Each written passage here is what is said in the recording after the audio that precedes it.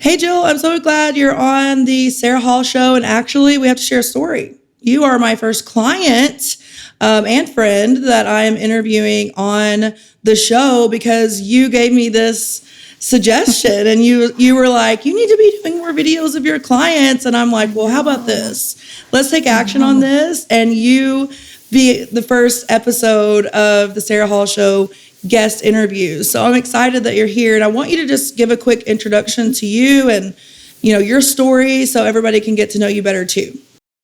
Absolutely. I'm so honored that you chose me. And yeah, we have been talking about it for like 2 years. And I feel like in the dietitian world, you got to have the experiences, you got to have the kind of the testimonies of your actual clients, because the things that you do for us is just so amazing. So a little background on me. I am a second career dietitian.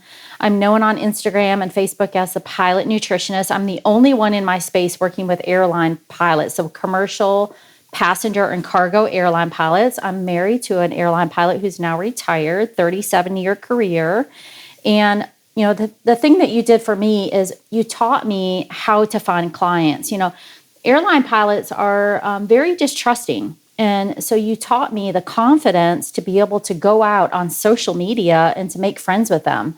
I have hundreds of thousands of followers now, and they are just coming in droves day and night. I go to bed and they just show up in my inbox. It's amazing. That's the dream, right? You go to bed and they show up in your inbox. But let's be honest, it takes a little while, right, to see that. But what you did was you established credibility in the space. You had a personal story that related to your ideal client. And wouldn't you say that probably made a big difference for you? And that is what I normally encourage for all my clients and entrepreneurs out there. Yeah, it did.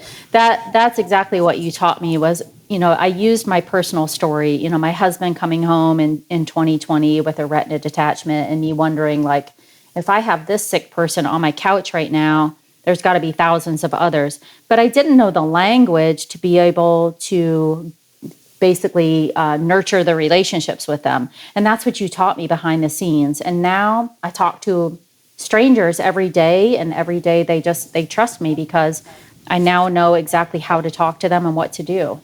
Yeah. And that's a good point because, if you're listening to the show or watching the show and you're like, man, I'm just not bringing in my ideal client, it's typically something related to how you're presenting yourself, whether publicly in your content or privately as a solution. Like Jill said, when she wakes up, people are, engaging with her, they're DMing her, and you actually know what to say and how to say it. And part of it is just being natural. Like, I feel like most people kind of know how to communicate, but some reason, like, we get online and we just lose our ability to communicate, So we brought that back to the center for you, Jill, and it made a huge difference. I do want you to share too, what led you to entrepreneurship? You've had a long career in multiple different places. What is your story when it comes to why you became an entrepreneur? Yeah, my story is probably like so others, and it's so sensitive to share, but I've got to put it out there so that everyone else can relate and understand where I'm at. I moved from Tennessee to North Carolina in 2017 because my dear brother had lost his wife and was raising 2 small kids and did not have the money to be able to make his house payments. And clearly he was at risk, and I knew that I had to save him. So I needed a second level of income, and I needed some flexibility because I had to help raise children. I had to make sure I could make house payments. I had to be the auntie taxi.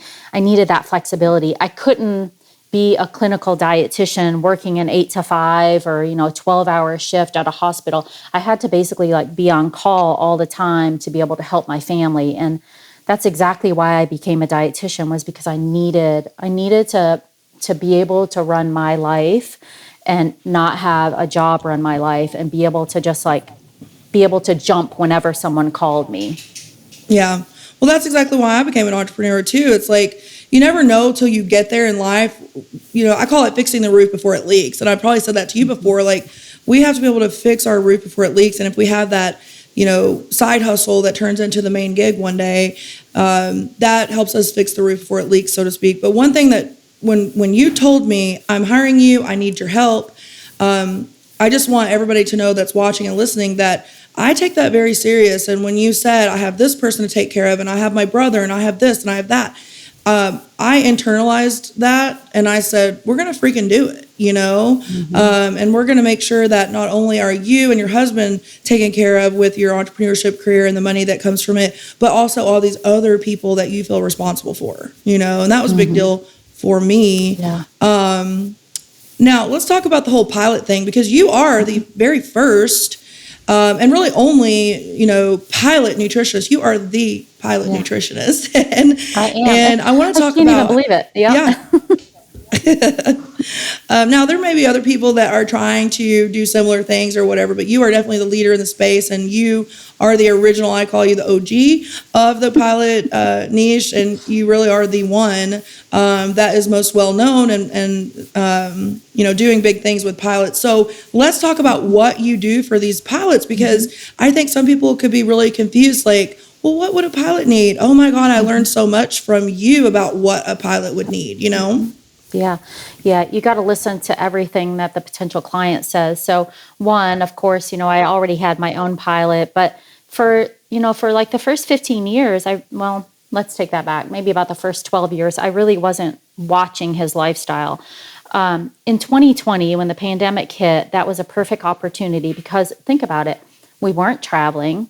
There was no workers at the airport to be able to deliver food. So we've got food insecurity, which we never would have thought in a million years we would have ever had.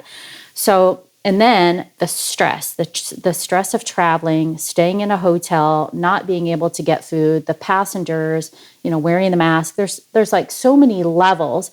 What I did was I went for the biggest thing. Like, what would be the biggest thing that an airline pilot would have a problem with?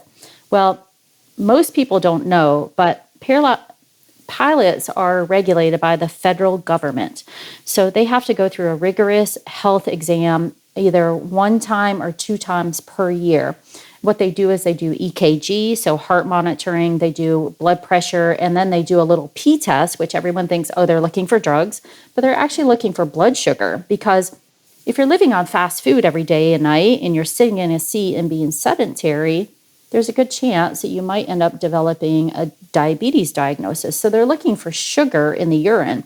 It's a little known secret. So I went with the first cause. There are 14,000 airline pilots every year that fail their medical and get their license taken away due to high blood pressure.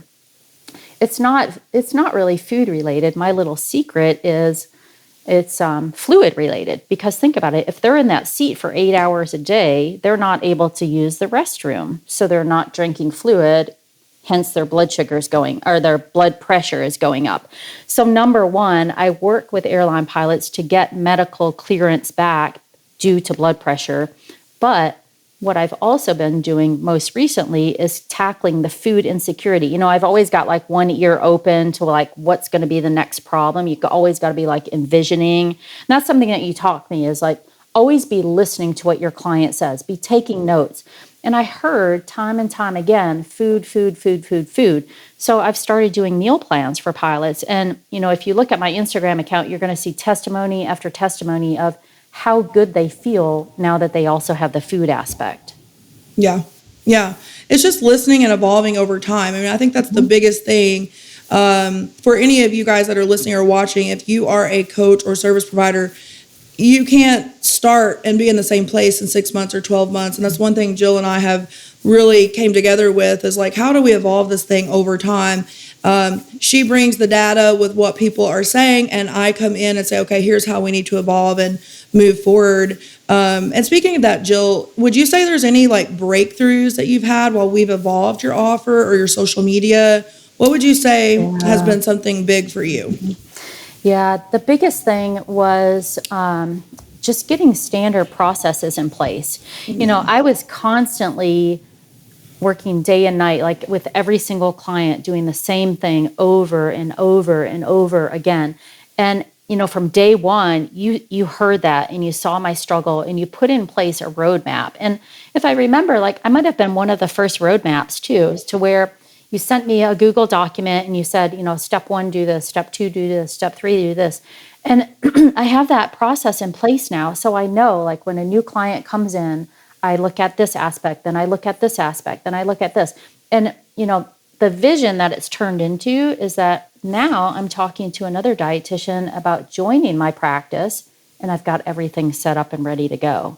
So it really has taken my daily life down into where I can work minimal hours, but give the best benefit to my clients, but also spend tons of time with my family whenever I need to.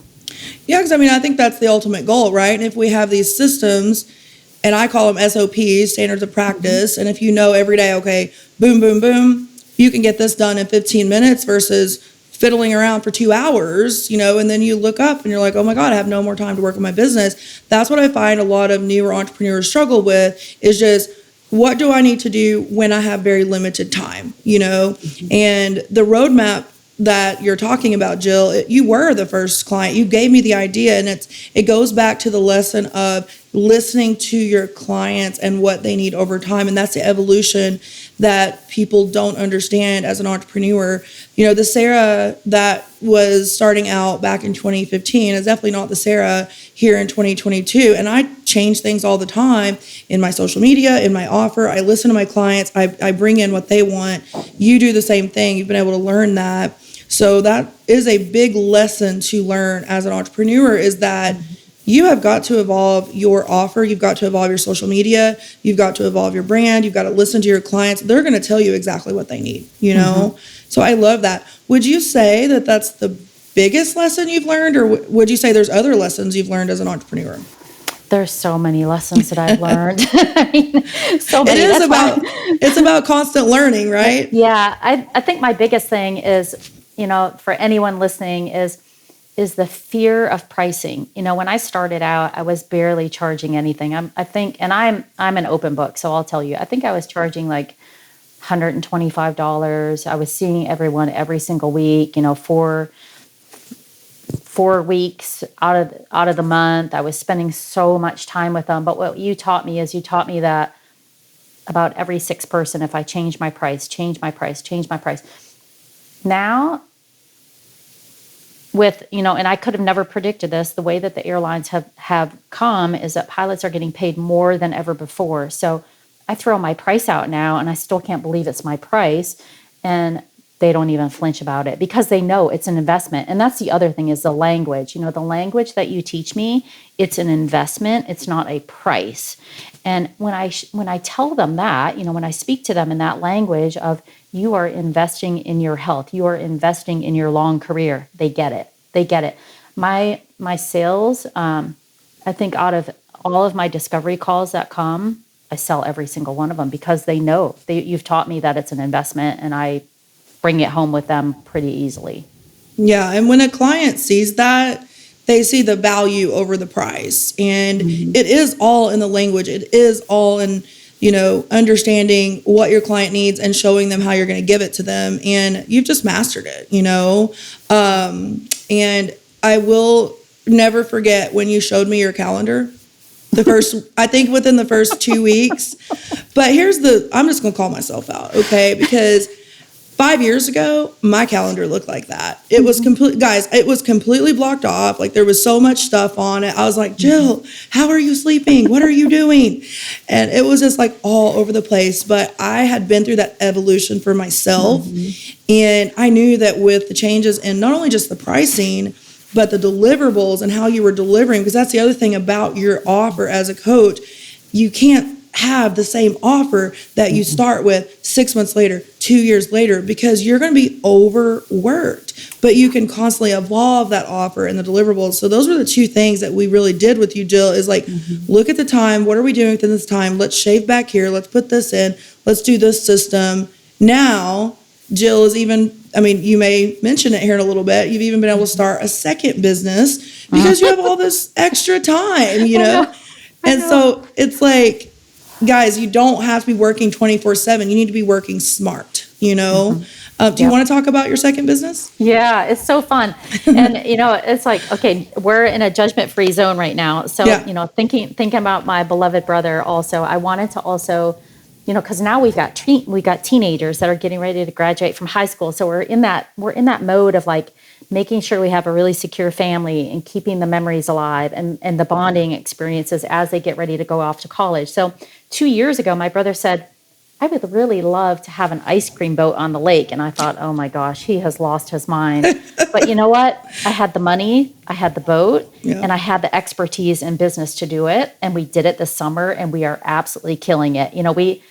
I'll just share, in less than 2 months, we made $13,000 on the lake. And my brother has come out of his shell. It has saved his life. He told me, he said, I cannot believe how good I feel. And the best part about it is that his teenage kids want to be on the boat with us every weekend. It's the most fun. Who isn't happy about making money and selling ice cream? Seriously. Yeah.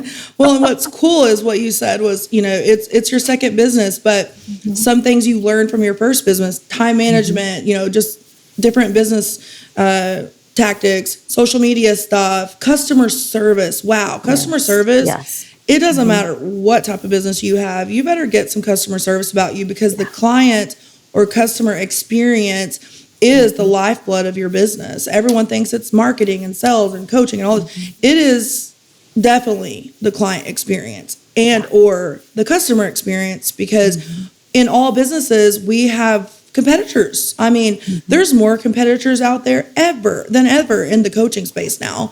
But even in the ice cream business, there's competitors, How are you setting yourself apart, right? Right. And that's a good story in itself. So there was someone else in our space. He had been there for 8 years, and he's not too happy about us. But you know what? You taught me about branding. So, I have a logo, and I have a color scheme, and I have a way that we do business. We take all forms of payments. We remember customer names. We have the Fit Mom. We have this group. We have that group. We're handing out our cell phone number, and people are texting us saying, hey, I'm going to have a group of 24 on Saturday. Can you come to our boat? We're building relationships based on ice cream. Who would have thought? Yeah. Really? But relationships too, that's a key point. Like that is the lifeblood of a brand as well. And so many times, I want to talk about this because I know you're really, really good at this. So many times I hear, Sarah, I'm so scared to DM people. That feels so weird and spammy to me. And I'm like, you're thinking about it wrong, number one, and you're doing it wrong, number two. Sure, there's like stereotypical spammy weird people out there. I call it like don't be weird, right? Yeah. But with what you're saying about relationships and building a brand, you're doing it more in the in-person setting with this ice cream business, but you've also had to master doing that virtually in your coaching business. And it's no different. And so many people just can't understand that. And they think that DMs equal spam all the time. Do you have anything to say about that? Because we need to set the record straight. I do. The biggest blessing that you can get is, one, reaching out to your potential ideal client. So I'll give you an example. I was traveling this weekend, and every new follower that I got, I reached out to them and I said, hey, how are you doing? Thank you so much for following me. I would love to get to know you. Are you regional or a mainline pilot? I had 2 people this weekend sign up for meal plans just based on me wanting to know more about them. Well, they also want to know about me. They'll ask about my pilot. They'll ask about my dog. The social media platform now is how we are really nurturing and building relationships. And, you're not going to be able to go to the airport. I flew last night. I flew from Charlotte to Nashville. I waved at the pilot, and he looked at me like I was a stalker. His eyes got this big around. So, you have to remember that direct messages and reaching out to people in the way that I'm doing it is truly beneficial. It's what's building my business. And, people get to know me over time. They get to know, my voice and my tone and my nurturing aspect. And, as weird as it might be, I'm just going to say, like, they basically fall in love with who I am and what I'm about. And that's when they believe in me and they want to work with me. Yeah, and that's what sets you apart from everyone else that could potentially help the same client. There's other blood pressure type programs out there, diabetes programs, they could go to someone that doesn't even specialize in pilots, but instead they choose you because of who you are, your brand, you connect with them. And this whole concept, I say it all the time on social media. People are not just going to click a link and give up hundreds of thousands of dollars to anyone without knowing you, liking you, trusting you, understanding what you're going to do for them. And you got to be able to master that skill of conversation and nurturing people, because currently with the state of how social media runs too, it's so haphazard. The way your posts get shown, the way your views are. I have people coming to me every day like, my views are down, my story views are this, my story views are that, like my engagement's down. That is social media. It's up and down all the time. You can't control that. There are certain things you can do, obviously. You can't control that, but the one thing you can control is who you're talking to, how you're nurturing them, how you're getting to know them. That is the stuff that is in our control on social media. And I could talk about that all day. And as you know, that's a huge part of what I teach in my coaching. It is. But it's a skill that you've mastered, though, and I commend you on that for getting out of your box, because so many people are stuck in their box when it comes to DMs equal spam. It's not true. Yeah, it's just amazing to see. When I started this business, my husband, he said, no one is going to buy anything off of social media. My husband's, much older than me. He was thinking as that older person, but the younger group, the 23 to 44, that's how we're doing life now. I had a military pilot reach out to me last week that was going to Guam, that was asking about jet lag, and I was able to speak to that. And she said, I've never had anyone give me this type of information. And I knew it's part of building relationship. You have to learn how to speak to people and how to get people to trust you. And, I closed my ear to what my husband said. And I said, you know what, I'm going for it. I'm going to do it. I've got Sarah on board. It's going to work. And I believed in myself, and it happened. Yeah, and you're such a great client, because everything I ever, you'll come to me with a problem, I give you a solution, you go do it. You don't get in your head about anything, you just go do it. And someone asked me the other day, like, what would you say your most successful clients do that are different than people that may struggle? And I said exactly that. And you're like always somebody that pops in my head, because you come with a struggle, I give you the solution, we put a system in place for it, you go do it. There's no hesitation. You're just going to go implement it. And speaking of that, would you say there's like one struggle or something that you feel like has been maybe something you did have to overcome in your entrepreneurship journey? Because we all have struggles, whether they're small or bigger. But would you say there's one that you want to talk about? Yeah, giving too much. So, you want to save everyone. I love people. I just, and I saw how my husband struggled, and I wanted to save everyone. And I realized, and it was this past year, one of the clients, he said to me, you're giving me everything I need, but I don't know what to do with it. And so I realized that really quickly. I was like, I got to pull back, because I do have all this knowledge, but he doesn't need all the steps right now. He just needs little breadcrumbs, confidence, do it, come back, get another breadcrumb, and do another one. It's, as dietitians, I think that's the one thing, is like, we just want to go ahead and just kind of throw everything out there. We really can't. We just got to do the same thing, like do the Sarah Hall roadmap. Like, okay, we know what his roadmap is, but let's just give him one step at a time and see how he conquers it.